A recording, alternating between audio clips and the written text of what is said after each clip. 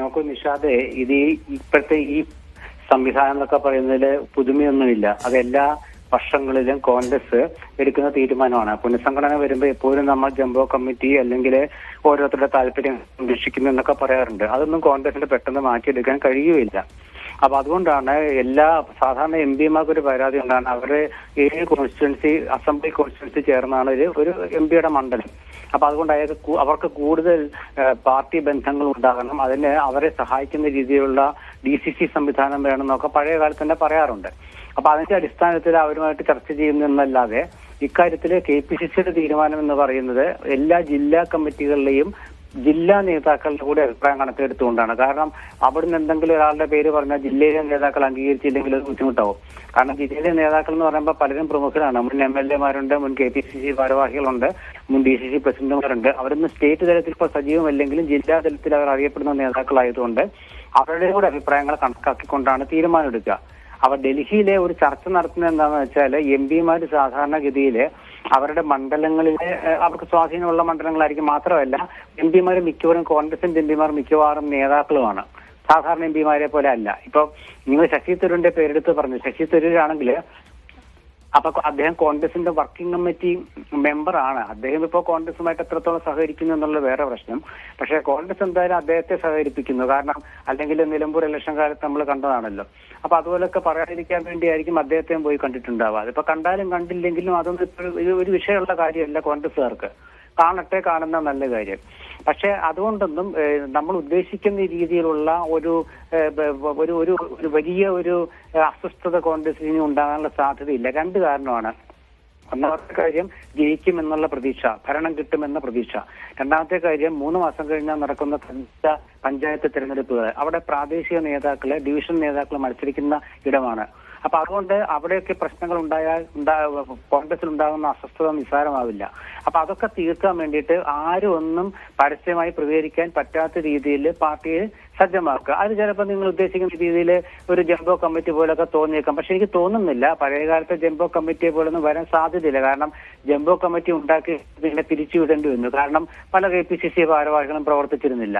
അപ്പൊ അതുകൊണ്ട് മാത്രമല്ല അനർഹരൊക്കെ ഭാരവാഹിത്വ സ്ഥാനങ്ങളിൽ ഭാരവാഹികളാവുകയും ചെയ്തു. അപ്പൊ ഇതൊക്കെ കണക്കിലെടുത്തുകൊണ്ട് VD സതീശന്റെ ഒരു പുതിയ നിർദ്ദേശം കോൺഗ്രസിലുണ്ടെന്നാണ് എനിക്ക് മനസ്സിലാക്കുന്നത്. കാരണം പ്രാദേശിക തലത്തിൽ തീരുമാനം എടുക്കുക എന്നുള്ളത്, ജില്ലാ തലങ്ങളിൽ തീരുമാനമെടുക്കുക, പ്രാദേശിക തലങ്ങളിൽ തീരുമാനമെടുക്കുക. അപ്പൊ അത് കൂടുതൽ ഒരു കോൺഗ്രസിനെ ലളിതവൽക്കരിച്ചു കൊണ്ടുപോകാൻ പറ്റും ഈ ഭാരവാഹികളെ തിരഞ്ഞെടുക്കുന്ന കാര്യങ്ങളൊക്കെ.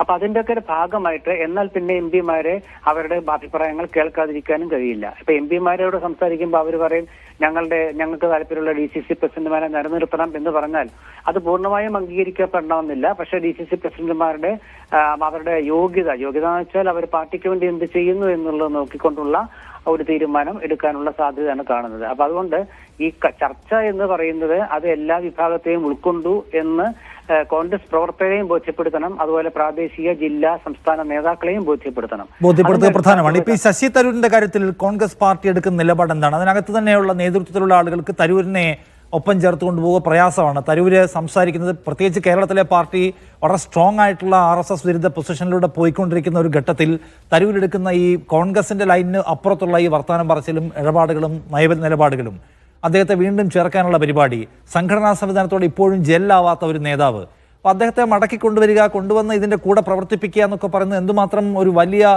ഒരു സങ്കീർണ സാഹചര്യമാണ് കോൺഗ്രസിന് മുമ്പിൽ ഉണ്ടാക്കുന്നത് ശ്രീകുമാർ?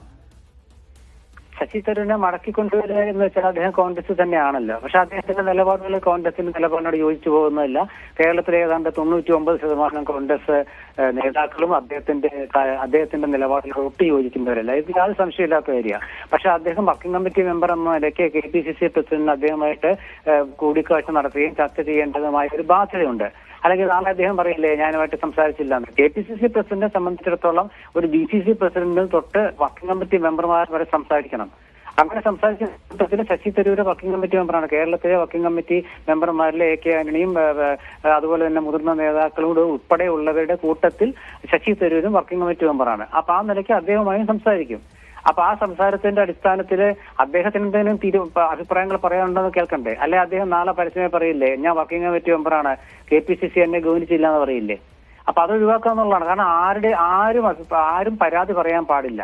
ഇപ്പൊ നിലമ്പൂരിൽ തന്നെ അദ്ദേഹം പരാതി പറഞ്ഞപ്പോൾ ആ നിമിഷത്തിൽ തന്നെ KPCC ആ പരാതി തെറ്റാണെന്ന് ബോധ്യപ്പെടുത്തി കൊടുത്തില്ലേ? അദ്ദേഹത്തെ താരപ്രചാരകരുടെ പട്ടികയിൽ 7-മോ 8-മോ ആയിട്ട് ചേർത്തിട്ട് അദ്ദേഹം പറഞ്ഞാൽ ഞാൻ അറിഞ്ഞില്ലെന്നാണ്. 40 പേരുടെ പട്ടികയിൽ എത്രയോ മുൻഗണന ശശി തരൂരിന് കൊടുത്തു. മാത്രമല്ല അവിടെ അദ്ദേഹം പ്രസംഗിക്കാതിരുന്നിട്ട് പോലും അവിടെ കോൺഗ്രസ് സീറ്റ് LDF പിടിച്ചെടുത്തില്ല. അപ്പം കോൺഗ്രസിൽ ഇതൊക്കെ അഭിപ്രായ ഭിന്നതകളും അതുപോലെ ബഹളവും ഒക്കെ ഉണ്ടാവുമെങ്കിലും വലിയൊരു നിർണായക ഘട്ടം വരുമ്പോൾ കരുണാകരൻ ആന്റണി കാലം തൊട്ടുള്ള ഒരു കൂട്ടായ്മയാണ് അത് ജയിക്കുക എന്നുള്ളത്. ഇപ്പൊ 10 വർഷം ഭരണത്തിന് പുറത്താ. ഇനി ഭരണത്തിന് പുറത്തിരിക്കാൻ കോൺഗ്രസ് പ്രവർത്തകർക്ക് താല്പര്യമില്ല. അതുകൊണ്ട് നേതാവിനെ അവർ നോക്കില്ല, ഒരു നേതാവിനെ നോക്കില്ല. അവരവരുടെ കാര്യങ്ങൾ മാത്രമായിട്ട് നോക്കി മുന്നോട്ട് പോകും. അതിനുവേണ്ടിയാണ് അത് മനസ്സിലായിട്ടുണ്ട് കോൺഗ്രസ് നേതൃത്വത്തിന്. അതുകൊണ്ടാണ് വല്ലാതെ കിടന്ന നേതാക്കൾ പഴയ പോലെ ഗ്രൂപ്പിസം ഒക്കെ കളിക്കാൻ നിന്നാൽ ബുദ്ധിമുട്ടാണ്. ഗ്രൂപ്പിസം എന്ന് വെച്ചാൽ നല്ല കാലത്ത് നല്ല ഗ്രൂപ്പിസം ഉണ്ടായിരുന്നു കേട്ടോ, AI. അതല്ല, ഇപ്പൊ വേറെ ഗ്രൂപ്പിസമാണ്. ആ ഗ്രൂപ്പിസത്തോട് താല്പര്യമില്ലാത്ത പ്രവർത്തകരാണ് പ്രാദേശിക തലത്തിലുള്ളത്. അവർക്കിപ്പോ ഒരു നേതാവിനോടും പ്രത്യേകിച്ച് പ്രതിബദ്ധതയോ ബാധ്യതകളോ ഇല്ല. അവരെ സംബന്ധിച്ചിടത്തോളം ഏത് നേതാവാണ് നന്നായി പ്രവർത്തിക്കുന്നത് ആ നേതാവിനോടൊപ്പം നിൽക്കുക. അത് VD സതീശനാണെങ്കിലും രമേശ് ആണെങ്കിലും അല്ലെങ്കിൽ മറ്റ് സണ്ണി ജോസഫ് ആണെങ്കിലും K സുധാകരനാണെങ്കിലും ആരാണെങ്കിലും അവർക്കൊപ്പം നിൽക്കുക എന്ന് മാത്രമേ ഉള്ളൂ. അപ്പൊ ആ നിലയിലേക്ക് കോൺഗ്രസ് എത്തപ്പെട്ട് കഴിഞ്ഞു. കാരണം ഭരണമില്ലാത്ത അവസ്ഥയിൽ കോൺഗ്രസിന് താങ്ങാൻ കഴിയില്ല എന്ന് വ്യക്തമായ ഒരു ബോധ്യം താഴെ തട്ട് മുതൽ മുകൾ തട്ട് വരെ വന്നിട്ടുണ്ട്. അതാണ് കുറെ കാലമായിട്ട് കോൺഗ്രസ് നിങ്ങൾ കാണുന്നില്ലല്ലോ. കുറെ കാലമായിട്ട് കോൺഗ്രസിൽ എന്തെങ്കിലും വലിയ ഭിന്നതകൾ വരുന്നുണ്ടോ? ഈ ഫോൺ ചോർത്തിലും അതൊക്കെ നടക്കുന്നതല്ലാതെ പരസ്യമായിട്ട് എന്തെങ്കിലും വിഷയങ്ങൾ വരുന്നുണ്ടോ? ഇല്ലല്ലോ. അഥവാ പരസ്യമായിട്ട് ആരെങ്കിലും പറയുന്നുണ്ടെങ്കിൽ അത് കോൺഗ്രസിൽ നിന്നും ഏതെങ്കിലും കാലത്ത് മാറ്റി നിർത്തപ്പെട്ടവരാണ്. അവരെ കോൺഗ്രസുകാരായിട്ട് പൂർണ്ണമായിട്ട് കാണാനും കഴിയില്ല. പിന്നെ പ്രശ്നങ്ങൾ ഇടയ്ക്കിടയ്ക്ക് ഉണ്ടായിക്കൊണ്ടിരുന്ന ശശി തരൂരിന്റെ നിലപാടുകളാണ്. ആ നിലപാടുകളെ വർക്കിംഗ് കമ്മിറ്റി പോലും അംഗീകരിക്കുന്നില്ല. കോൺഗ്രസിന്റെ ഉന്നത നേതൃത്വം അതിനോട് പ്രതികരിക്കുന്നുമില്ല. അതോടുകൂടി അതങ്ങ് ഒറ്റപ്പെട്ടു പോയി. അപ്പൊ കോൺഗ്രസിൽ അദ്ദേഹത്തെ ശശി തരൂരിനോടൊപ്പം നിന്ന MK രാഘവൻ ഉൾപ്പെടെയുള്ള നേതാക്കൾ ഇന്ന് കോൺഗ്രസ് ആണ് വരുന്നത്, ശശി തരൂരല്ല തീരുമാനിക്കേണ്ടത് എന്ന നിലയിലേക്ക് എത്തിയില്ലേ? അതിന്റെ ഒരു ഗുണഫലം കോൺഗ്രസിന് കിട്ടിയിട്ടുമുണ്ട് 14 ഉപതെരഞ്ഞെടുപ്പുകളിലും. താങ്ക് യു ശ്രീകുമാർ, താങ്കൾ ഈ വിഷയത്തിൽ കമന്റ് ചെയ്തതിന്. ധനസുമതിയിലേക്ക് ഒരിക്കൽ കൂടി. ധനസുമതി, തരൂരിന്റെ കാര്യത്തിൽ തരൂരിന്റെ പൊസിഷൻ എന്താണ്?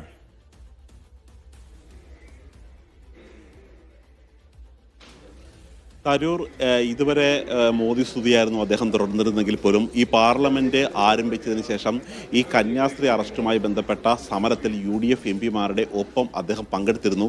കാര്യം UDF കൂട്ടായ്മയുടെ ഭാഗമായി അദ്ദേഹത്തെ വിളിച്ചിരുന്നില്ല എന്നുള്ള കാര്യം കൂടി ശ്രദ്ധേയമാണ്. പക്ഷേ അദ്ദേഹം പങ്കെടുക്കുകയും ഈ കന്യാസ്ത്രീകളെ അറസ്റ്റ് ചെയ്ത നടപടിയെ പ്രതിഷേധിക്കുകയും ആ FIR റദ്ദാക്കണമെന്ന് ആവശ്യപ്പെടുകയും ചെയ്തിരുന്നു. അതിനുശേഷം അദ്ദേഹത്തിൻ്റെ X അക്കൗണ്ടിൽ ഇക്കാര്യങ്ങൾ സൂചിപ്പിക്കുകയും ചെയ്തു. മാത്രമല്ല പിന്നീട് അദ്ദേഹം മോദിയുമായി ബന്ധപ്പെട്ട പല ചോദ്യങ്ങളും ചോദിക്കുമ്പോൾ അതിൽ നിന്നെല്ലാം ഒരു ഒഴിഞ്ഞുമാറുന്ന ഒരു രീതിയാണ് ഉണ്ടായിരുന്നത്. മാത്രമല്ല ഉപരാഷ്ട്രപതി തെരഞ്ഞെടുപ്പിലേക്ക് അവരുടെ സ്ഥാനാർത്ഥി പട്ടിക NDA തയ്യാറായിക്കൊണ്ടിരിക്കുകയാണ്. ഒരു കൃത്യമായ ഒരു കടുത്ത RSS മാൻ, അവരുടെ സംഘടനാ ചുറ്റുപാടിൽ നിന്ന് വളർന്നു വന്ന ഒരാളെ തന്നെ ഇനി ഉപരാഷ്ട്രപതിയാക്കിയാൽ മതി എന്ന രീതിയിലേക്ക് കാര്യങ്ങൾ എത്തിച്ചേർന്നിരിക്കുകയാണ്.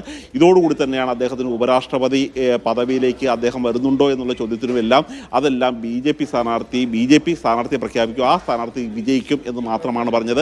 അദ്ദേഹം ഒരു 1-2 ആഴ്ചയായി കോൺഗ്രസിന് യാതൊരുവിധ പരിക്കും ഏൽപ്പിക്കാത്ത രീതിയിലുള്ള ഒരു പ്രവർത്തനമാണ് അദ്ദേഹത്തിൻ്റെ ഭാഗത്തുനിന്ന് ഉണ്ടായിരിക്കുന്നത്. മാത്രമല്ല കോൺഗ്രസ് സമരത്തിൻ്റെ കൂട്ടത്തിൽ അദ്ദേഹം പങ്കെടുക്കുകയും ചെയ്തിട്ടുണ്ട്. അങ്ങനെ ഒരു ദീർഘനാളിന് ശേഷമാണ് ഇപ്പോൾ കോൺഗ്രസിൻ്റെ ഒരു തലമുതിർന്ന നേതാവ് അദ്ദേഹത്തിനെ കാണുന്നത്, ശശി തരൂരിനെ കാണുന്നത്. മാത്രമല്ല അദ്ദേഹത്തിൻ്റെ വീട്ടിൽ പോയി കാണുകയായിരുന്നു ചെയ്തത്. എല്ലാ MPമാരും ഇവർ താമസിക്കുന്ന സണ്ണി ജോസഫും വർക്കിംഗ് പ്രസിഡന്റുമാരും VD സതീശനും പ്രതിപക്ഷ നേതാവും താമസിക്കുന്ന കേരള ഹൗസിലെത്തി കാണുമ്പോൾ അദ്ദേഹത്തെ അങ്ങോട്ട് പോയി കാണുന്നതോടെ ഈ പാർട്ടി ശശി തരൂരിനെ ചേർത്ത് പിടിക്കാൻ തന്നെയാണ് നീക്കം എന്നുള്ള ഒരു സന്ദേശം കൂടിയാണ് നൽകുന്നത്. ശരി.